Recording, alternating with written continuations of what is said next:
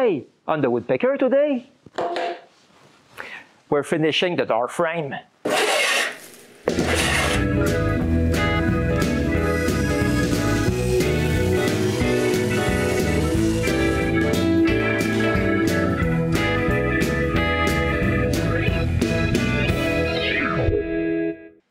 In my last episode, Renée and I managed to redo a new door frame. But this frame doesn't have any side lights. It's time to fix this. This is one of the original panels. I'm going to inspire myself from it. But I want to reclaim both bottom pieces and also all the rails. But I can't reuse the top pieces. They're not wide enough for square windows.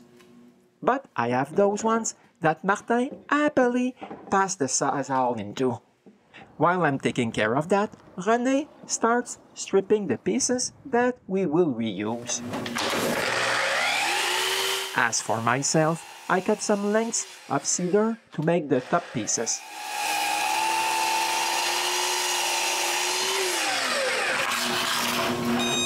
Since it's recycled wood, I'm super careful and always check for metal pieces. When I find some, I remove them.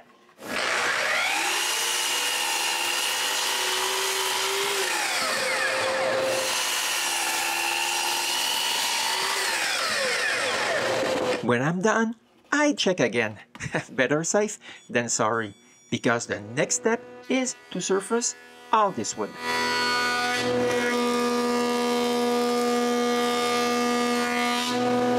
Now I can glue them 2 by 2. When the glue is spread, I put them together, add clamps, and leave this alone to dry. While it's drying, I can help Renée strip the varnish. When that's done, we still need to sand a bit.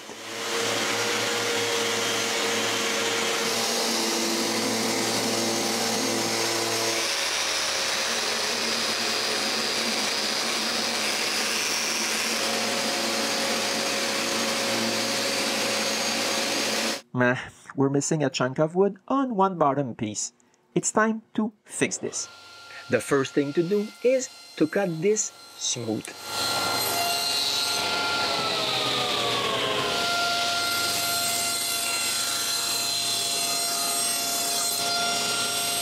Then I surface a piece of cedar.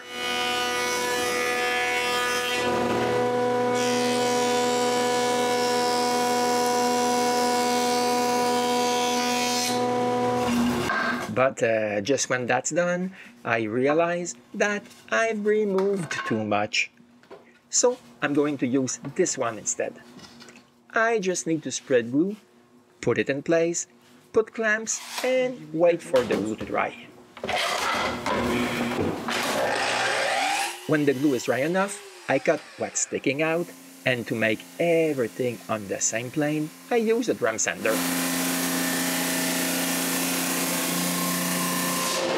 The final sanding is done with the orbital sander.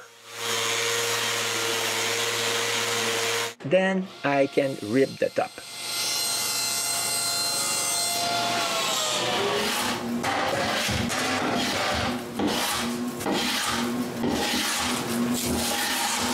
Now we're ready to take care of the styles of the panel. I begin by cutting to rough length the glue up I made over 6 months ago.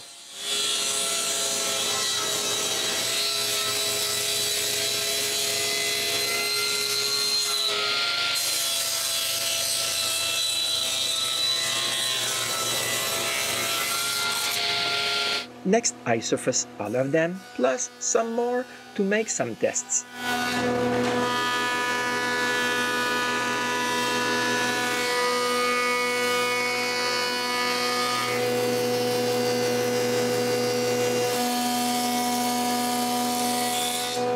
With one test piece, I cut some grooves for the raised panel. After cutting the first groove, I turn the piece around and make the second cut.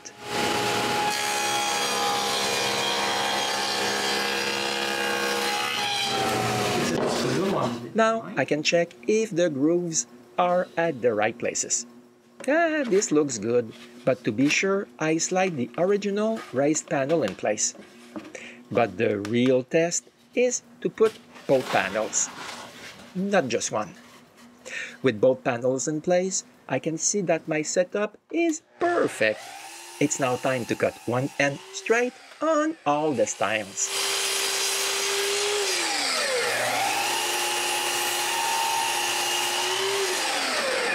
Then I cut one to the right length.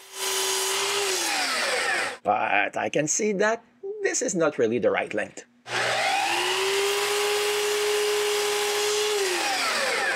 This is better. I lay all 4 styles one on top of the other. Using my first cut style as a guide, I cut them all to this length.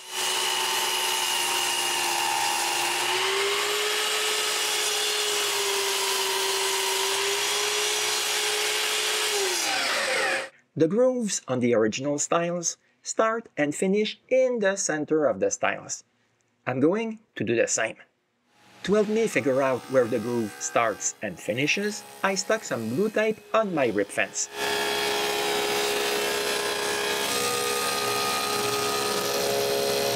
Here, it's hard to see the end mark.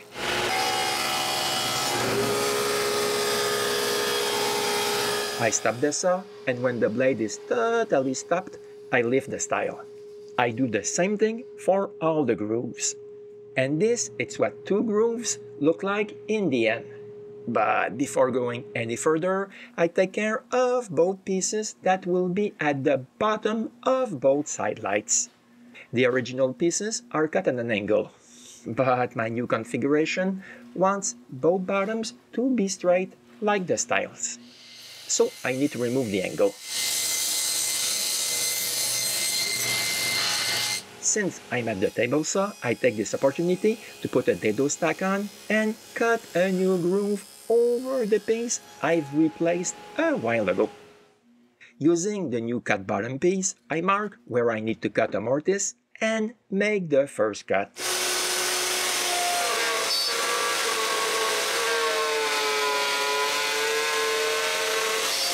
Without touching anything, I cut the other side of the mortise to enlarge it.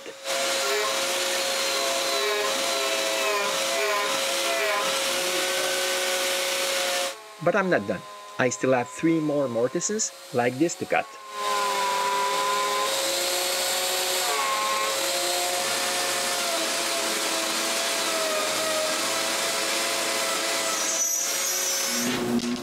Those mortises will all have a hunch on their tenons, so I mark what I need to remove and remove it.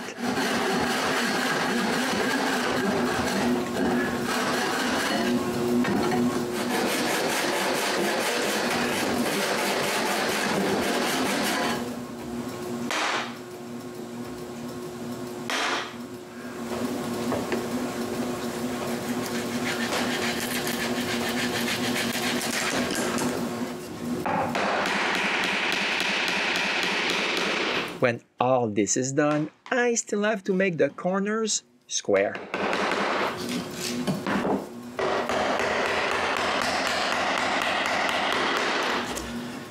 Now that the first mortises are done, it's possible to mark for the next ones. After marking all 4 styles, I make the first cut. But just after the cut, I realize that I have a huge problem. The original styles were thicker, so the tenons were longer, so the groove was not a huge problem, but not for me. I need to cut some plugs for the places where I will make some mortises.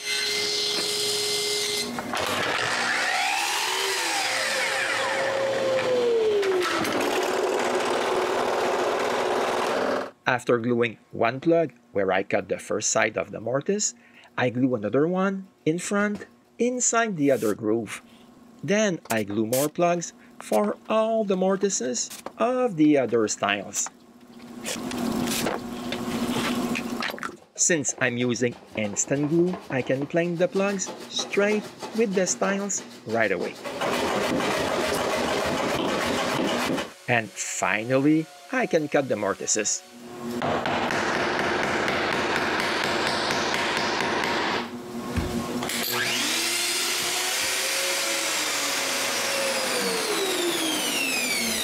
As a matter of fact, all the mortises are done exactly the same. I begin by drilling a hole at one end. Then, from the other end, I plunge a hole and cut one side of the mortise. Then, I clean the ends.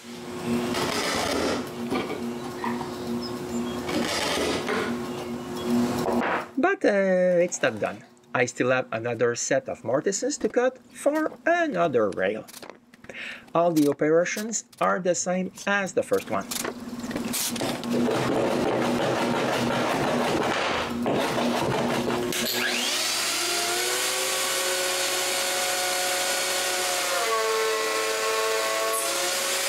But there's one exception. Since it's the last of the narrow rails, I stick some plugs at the end of the grooves.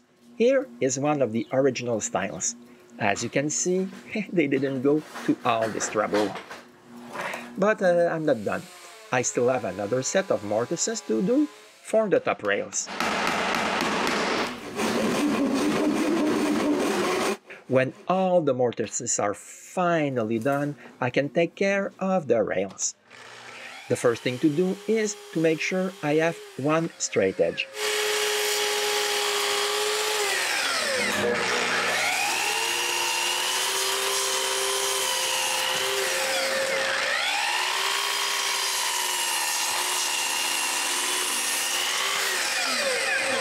But I don't have the white top rails.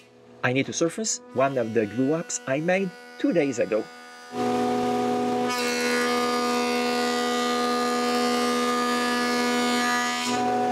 When it's at the right thickness, I cut one end straight, like the rest.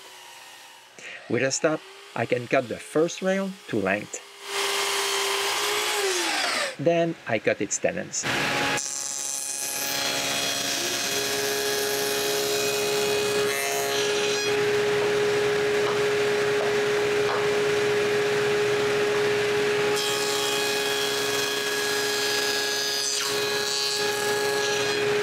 In fact, I lied.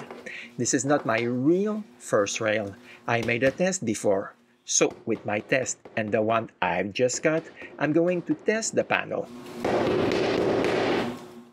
With a dry fit, I can try this inside the hole of the side light frame. Since I can see that this is perfect, I can cut all the rest of the rails and make their tenons.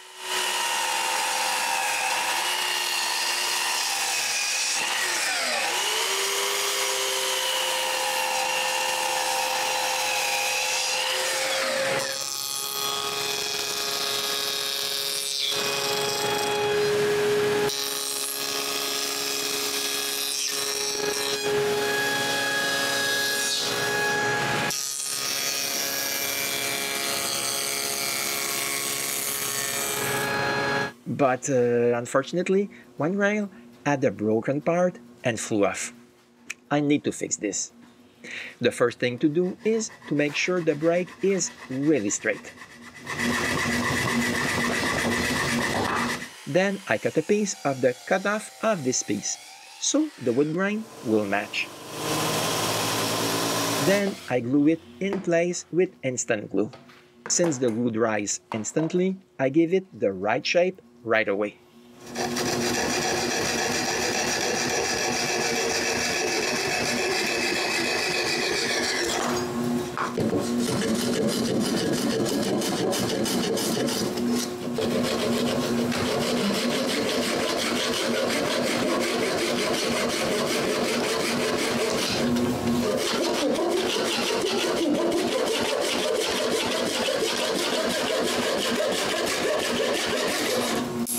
Now that I have all the rails, I need to check if they will go together without any trouble. But to test the bottom wide rail, I need to make a hunch.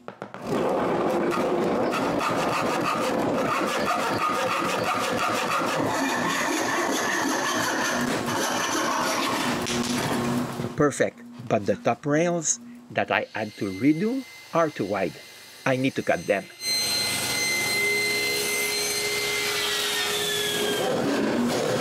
and also cut their haunch. All the pieces seem to go together, but for a real test, we assemble both side light panels and put them in their place. Making those panels is quite long, but at least we're going forward. But it's hard to hide that we're missing some raised panels. They will be reclaimed from the original panels, but those panels are way too wide for this new door frame. We will need to cut them. First of all, I take a measurement of the new width. With this measurement, it will be simple to figure out what to remove from the original panels. I'm going to cut one of the 4 sections of this glue up.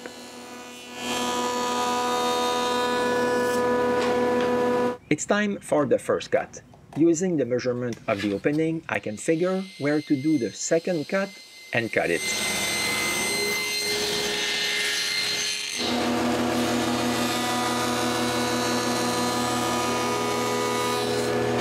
Now we can glue those 2 pieces together. While the glue dries, I can cut another panel.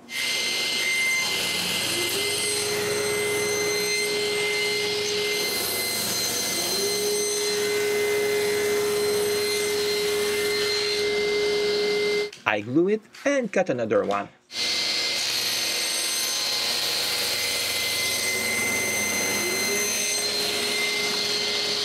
Eventually, all 4 small panels are glued.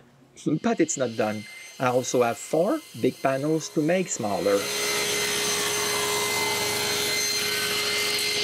Here they are, drying. When the glue is dry, we can sand our new panels.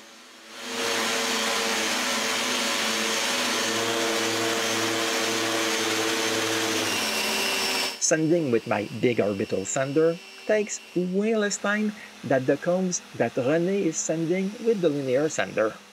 So when I'm done, to speed up the process, I use a round scraper and remove most of the old finish.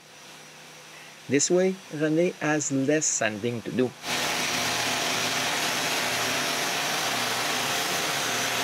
After several hours, we had all 8 panels sanded. But before putting them in place, I keep both frames assembled and route the same profile that was on the original side lights.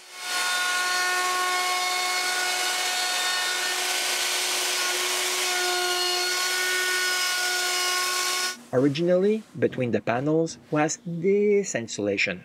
I'm going to change it with one a little bit more efficient. But first of all, I need to cut it. When I'm done, I check it in place. Since it's perfect, we remove one stile and slide the raised panels in place. Then we put back the stile and check if everything still goes together. And it does. To indulge ourselves, we even put this side light in place to see how this will look like. This is not bad. But we still have another one to test fit.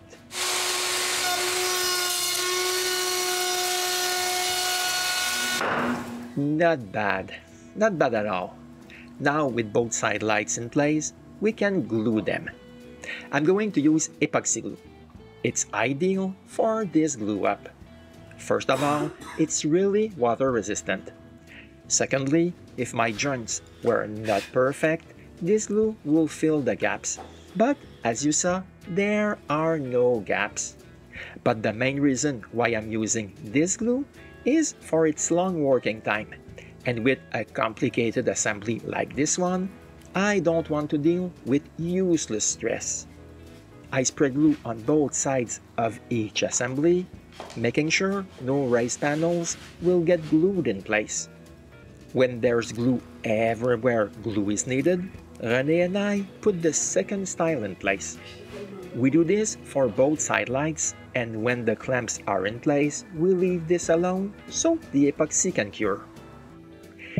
Here they are after the glue has dried. We still have more things to do before we can install this in place. So if you want to see what the final frame and door will look like, you will have to come back to the Woodpecker.